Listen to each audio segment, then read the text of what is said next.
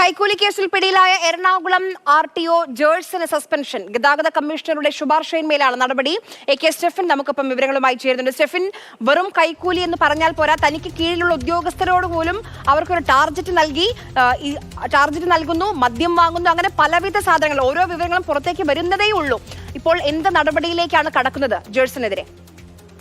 ആര്യ, എറണാകുളം ജില്ലയിലെ ചെല്ലാനം ഫോർട്ട് കൊച്ചി റൂട്ടിൽ ഓടിക്കൊണ്ടിരുന്ന പ്രൈവറ്റ് ബസിന്റെ പെർമിറ്റ് പുതുക്കി നൽകുന്നതുമായി ബന്ധപ്പെട്ട് ഏജന്റിൽ നിന്ന് 5000 രൂപ വാങ്ങിയതിൽ ആ കേസുമായി ബന്ധപ്പെട്ട് ആണ് ഇപ്പോൾ നടപടി ഉണ്ടായിരിക്കുന്നത്. അതിൽ ഏജന്റിൽ നിന്നും 5000 രൂപ അതോടൊപ്പം തന്നെ വിദേശ മദ്യവുമൊക്കെ ഈ RTO കൈപ്പറ്റി എന്നുള്ളതാണ് ഇപ്പോൾ അന്വേഷണത്തിൽ കണ്ടെത്തിയിരിക്കുന്നത്. അതിന്റെ ഭാഗമായി വകുപ്പ് തല നടപടി ഉണ്ടാകുമെന്നുള്ള കാര്യം നേരത്തെ തന്നെ വ്യക്തമാക്കിയിരുന്നു. അതിന്റെ അടിസ്ഥാനത്തിലാണ് ഇപ്പോൾ ഗതാഗത കമ്മീഷണറുടെ ഭാഗത്തു നിന്ന് സസ്പെൻഷൻ അദ്ദേഹത്തിന് ലഭിച്ചിരിക്കുന്നത്. അതോടൊപ്പം തന്നെ വിജിലൻസ് കേസ് നമുക്ക് അറിയാം, നേരത്തെ ആര്യ തന്നെ സൂചിപ്പിച്ചതാണ്, ഏതാണ്ട് 3/4 കോടിയിലധികം രൂപയുടെ അനധികൃതമായ സ്വത്ത് സമ്പാദിക്കുക, ബന്ധുക്കളുടെ പേരിൽ ബാങ്കിൽ നിക്ഷേപിക്കുക എന്നടക്കമുള്ള വലിയ കുറ്റകൃത്യമാണ് അദ്ദേഹം ചെയ്തിരുന്നത്. അതോടൊപ്പം തന്നെ പല രീതിയിൽ അദ്ദേഹത്തിനെതിരെ തുറന്ന ആരോപണവുമായി പല രീതിയിൽ ആളുകൾ രംഗത്തെത്തിയിരുന്നു. പ്രത്യേകിച്ചും പ്രൈവറ്റ് ബസ് ഉടമകളടക്കം രംഗത്തെത്തിയിരുന്നു. അതുകൊണ്ട് തന്നെ മോട്ടോർ വാഹന വകുപ്പിന്റെ ഒരു നടപടി എന്നല്ല, RTO ആയാൽ അദ്ദേഹത്തിനെതിരെ നടപടി എടുക്കേണ്ടത് മന്ത്രിസഭാ തലത്തിലോ അല്ലെങ്കിൽ മന്ത്രിതലത്തിലോ ഒക്കെയാണ്. അതിന്റെ ഭാഗമായിട്ടാണ് ഇപ്പോൾ ട്രാൻസ്പോർട്ട് കമ്മീഷണർ ഈ ഉത്തരവിട്ടിരിക്കുന്നത്. അന്വേഷണ വിധമായി സസ്പെൻഡ് ചെയ്യാനാണ് ഉത്തരവിൽ പറയുന്നത്. അതോടൊപ്പം തന്നെ പ്രധാനമായും ഈ ജേഴ്സന്റെ പ്രവൃത്തി സമൂഹത്തിൽ ഒരു തെറ്റായ സന്ദേശം നൽകുന്നു. അതോടൊപ്പം സൽപ്പേരിനും അന്തസ്സിനും കളങ്കമേൽപ്പിക്കുന്ന തരത്തിലുള്ള പ്രവർത്തനമാണ് ഒരു ഉദ്യോഗസ്ഥന്റെ ഭാഗത്തു നിന്ന് ഉണ്ടായത് എന്നുള്ളതും ഉത്തരവിൽ പ്രത്യേകമായി എടുത്തു പറയുന്നുണ്ട്.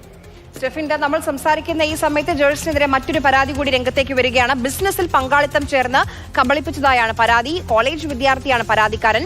സ്നേഹമോൾ നൈരാൻ നമുക്കൊപ്പം ചേരുന്നുണ്ട്. സ്നേഹ, എന്താണ് പരാതി?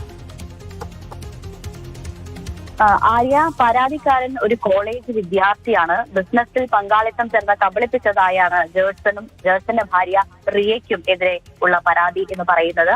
അതായത് ഈ പരാതിക്കാരന്റെ അമ്മ തുണിത്തരങ്ങൾ വിൽക്കുന്ന ബിസിനസ് നടത്തി വരുന്ന ഒരാളായിരുന്നു.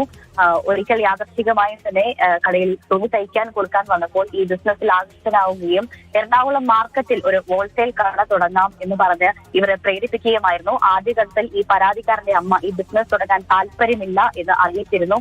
പക്ഷേ ഒരു കോളേജ് വിദ്യാർത്ഥിയായിരിക്കെ കോളേജ് പഠനത്തിന് ശേഷം നിങ്ങളുടെ ഭാവി എന്താകും എന്ന് ചോദിച്ച് അവരെ അനുനയിപ്പിച്ചു. അതിനുശേഷം ഈ 75 ലക്ഷം രൂപയുടെ തുണിത്തരങ്ങൾ ഈ പരാതിക്കാരന്റെ അമ്മയുടെ കടയിൽ നിന്നും പരാതിക്കാരന്റെ അമ്മയിൽ നിന്നും വാങ്ങി ഈ തുണികളെടുത്ത് ബിസിനസ് ആരംഭിച്ചു.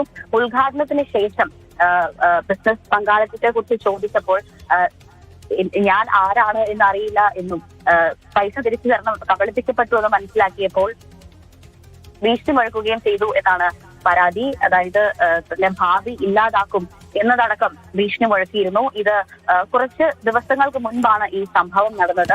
അതായത് ജീവഭയം തുടർന്നാണ് ഈ പരാതി നൽകാൻ ഇയാൾക്കെതിരെ മുൻപോട്ട് വരാത്തത് എന്നാണ് ഈ പരാതിക്കാരൻ പറയുന്നത്. മാത്രമല്ല, ഇദ്ദേഹത്തിന്റെ ഭാര്യയുടെ പേരിലും ഈ പരാതിക്കാരന്റെ പേരിലും GST രജിസ്ട്രേഷൻ നടത്തിയിരുന്നു. ഒപ്പം ഒരു ജോയിന്റ് ബാങ്ക് അക്കൗണ്ടും തുടങ്ങിയിരുന്നു.